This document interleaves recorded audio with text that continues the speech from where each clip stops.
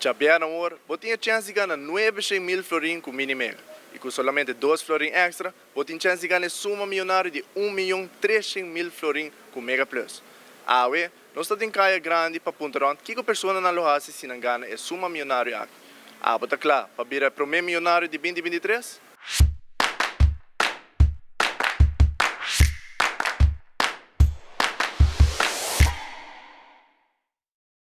Well, para mim lugar, lo me caminhamento para mim.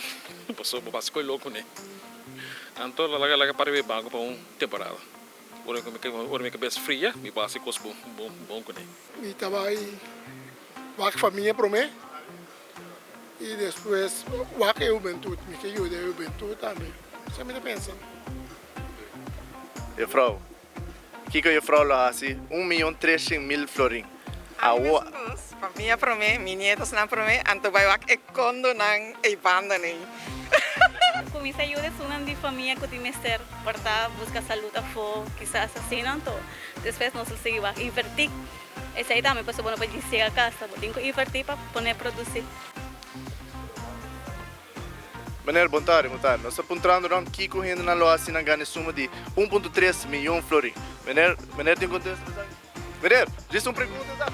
Mita parte para a família, parte para gente grande, fundação, algo para repartir gente chiquito, mucha não.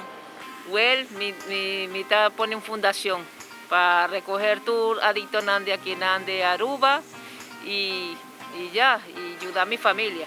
Investera em algo, seja apartamento ou companhia de hyra ou algo assim, companhia general, låta bom para bolsa, para lagi plaga seguir rente toque. De querer ser me dizer não também, não como são companhia de bens. Se me querer do seguro me acho que milhão. Para mim coisa tem caso. Para mim seguro. Sí, vamos a ir. Sí. A donación, baby, ropa, comida, sí. Segura promete que toda mi casa, casa y un negocio, pues para vivir tranquilo. Y si me puedo ayudar gente también, me puedo ayudar, lo que necesite. Ya, me lo ayudo para instancia de muchas cosas. So, podía hacer algo bom também. Entonces, ayudar a família, amigos, também comprar gas de coisa. Então, tribuntei, não?